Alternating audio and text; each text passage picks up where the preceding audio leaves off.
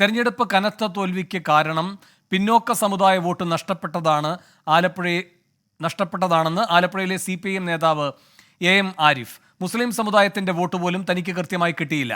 പാർട്ടിക്ക് സംഭവിച്ച പോരായ്മകളെക്കുറിച്ച് G. സുധാകരൻ പറഞ്ഞതിൽ തിരുത്തൽ നടപടികൾ വേണമെന്നും AM ആരിഫ് 24നോട് പറഞ്ഞു. 9 വർഷം മുൻപ് എഴുതിയ തോറ്റു തുന്നമ്പാടിയിരുന്നപ്പോൾ എന്ന കവിത AM ആരിഫ് ഇന്നലെ ഫേസ്ബുക്കിൽ പങ്കുവച്ചിരുന്നു. ഇതിന് പിന്നാലെയാണ് ആരിഫ് 24നോട് പ്രതികരിച്ചത്. മനീഷ് മഹിബാൽ കൂടുതൽ വിവരങ്ങളുമായി ആലപ്പുഴയിൽ നിന്നും ചേരുന്നു. മനീഷിലേക്ക് വരാം. ആദ്യം ആരിഫിന്റെ പ്രതികരണത്തിലേക്ക്. പിന്നോക്ക സമുദായ വിഭാഗങ്ങളുടെ വോട്ട് വൻതോതിൽ ഇടതുപക്ഷത്തിൽ നിന്ന് ചോർന്നതാണ് പരാജയത്തിന്റെ കാരണമെന്ന നിലയിലാണ് പ്രാഥമികമായ വിലയിരുത്തലുകളെല്ലാം വന്നിട്ടുള്ളത്. പക്ഷെ എന്നാൽ മറ്റ് സമുദായങ്ങളുടെ കിട്ടിയോ എന്ന് ചോദിച്ചാൽ അതും കിട്ടിയിട്ടില്ല. കുറെ എല്ലാ സമുദായങ്ങളും ചെയ്തു.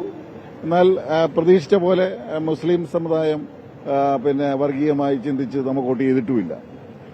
അവര് മോഡി മാറണമെന്ന് കരുതിയുണ്ട്. അപ്പോൾ ഓരോരോ പ്രതീക്ഷകളെല്ലാം വിവിധ സമുദായങ്ങളെ സംബന്ധിച്ച് വെച്ചു പുലർത്തിയ പ്രതീക്ഷകളെല്ലാം അസ്തമിച്ചു. മനീഷ് മഹിബാൽ ആലപ്പുഴയിൽ നിന്ന് കൂടുതൽ വിവരങ്ങളുമായി ചേരുന്നു. മനീഷ്, ഈ തെരഞ്ഞെടുപ്പ് തോൽവിയെപ്പറ്റി ആരിഫ് എന്തൊക്കെയാണ് പറയുന്നത്? വേണുബാലകൃഷ്ണൻ 9 വർഷങ്ങൾക്ക് മുൻപ് ആരിഫ് എഴുതി കലാകൗമുദിയിൽ പ്രസിദ്ധീകരിച്ച കവിത വീണ്ടും ഫേസ്ബുക്കിൽ പങ്കുവെക്കുമ്പോൾ പലതരത്തിലുള്ള രാഷ്ട്രീയ വ്യാഖ്യാനങ്ങളും ഇതിലെ കമന്റുകളായി തന്നെ ഇന്നലെ വന്നിരുന്നു. ഇതിലാണ് ഒരു വിശദീകരണം. എന്തുകൊണ്ടാണ് താൻ ഈ കവിത വീണ്ടും ഇട്ടെന്ന രീതിയിൽ 24 പ്രതികരിച്ചത്? കവിതയ്ക്ക് പിന്നിൽ പിന്നോക്ക സമുദായ വോട്ട് നഷ്ടപ്പെട്ടതാണെന്നാണ് സൂചിപ്പിച്ചത്. പിന്നോക്ക വിഭാഗങ്ങളുടെ വോട്ട് വൻതോതിൽ ഇടതുപക്ഷത്തിൽ നിന്ന് ചോർന്നു. ഇതാണ് പാർട്ടിയുടെ വിലയിരുത്തൽ. എന്നാൽ മുസ്ലിം സമുദായത്തിന്റെ വോട്ട് പോലും കൃത്യമായി കിട്ടിയില്ല.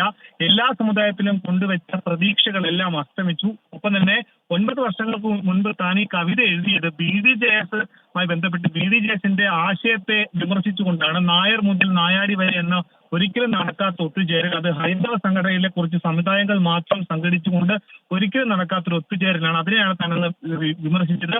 ഈ സന്ദർഭത്തിൽ അത് വീണ്ടും ഈ കവിത വീണ്ടും അതിന് പ്രസക്തി ഉണ്ടെന്ന് തോന്നിയത് കൊണ്ടാണ് ആ കവിത വീണ്ടും അദ്ദേഹം ഫേസ്ബുക്കിൽ ഇട്ടതെന്നുള്ള വിശദീകരണം നൽകുന്നു. ഒപ്പം തന്നെ ന്യൂനപക്ഷ പ്രീണനം എന്ന വെള്ളാപ്പള്ളിയുടെ പരാമർശത്തോട് ഇപ്പോൾ പ്രതികരിക്കാൻ തയ്യാറല്ല.